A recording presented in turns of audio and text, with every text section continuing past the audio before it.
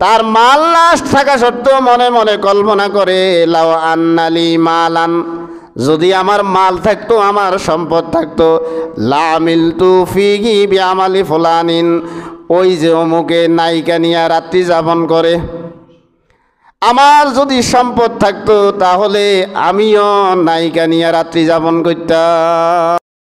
রাসূলুল্লাহ সাল্লাল্লাহু আলাইহি ওয়াসাল্লাম বলেন, আব্দুল্লাম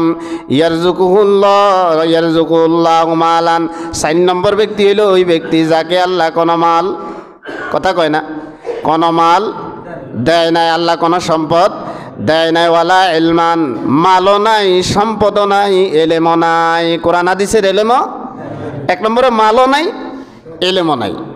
ওয়া ইয়াকুলু, তার মাল নাশ থাকা সত্ত্বেও মনে মনে কল্পনা করে লাও আন্নালি মালান, যদি আমার মাল থাকতো, আমার সম্পদ থাকতো, লা আমিলতু ফিহি বিআমালি ফুলানিন, ওই যে অমুকে নায়িকা নিয়ে রাত্রি যাপন করে, আমার যদি সম্পদ থাকতো তাহলে আমিও নায়িকা নিয়ে রাত্রি যাপন করতাম। মালও নাই, কথা কয় না, সম্পদও নাই, কিন্তু মনে মনে কি কল্পনা করে, ওই যে যা আকাম করে আকামের কল্পনা।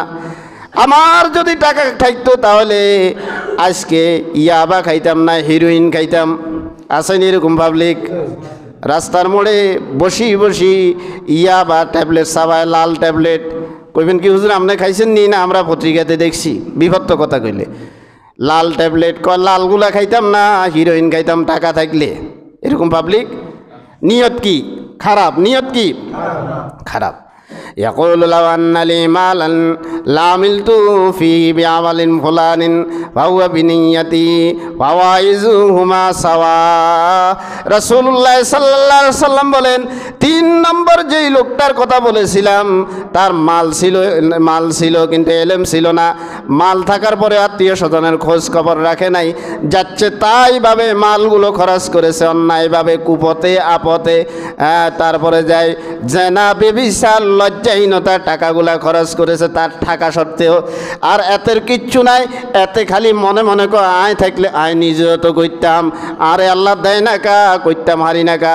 রাসূলুল্লাহ বলেন 3 নম্বর লোক যেরকম নিকৃষ্ট, 4র্থ নম্বর লোকটাও নিয়তের কারণে তার সমপরিমাণ নিকৃষ্ট।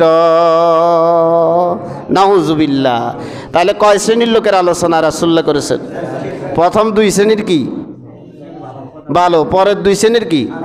আর সবচাইতে নিকৃষ্ট হইলে যেটা টাকা নাই, বসি বসি আকাম কুকুমান চিন্তা করে, বরবাদ হয়ে যাওয়া লাগবে। এই জন্য খারাপ চিন্তা আসলে রাসূলুল্লাহ বলেছেন কোন দিকে সেফালাই বেল্লায়, ওরা কথা কয় না।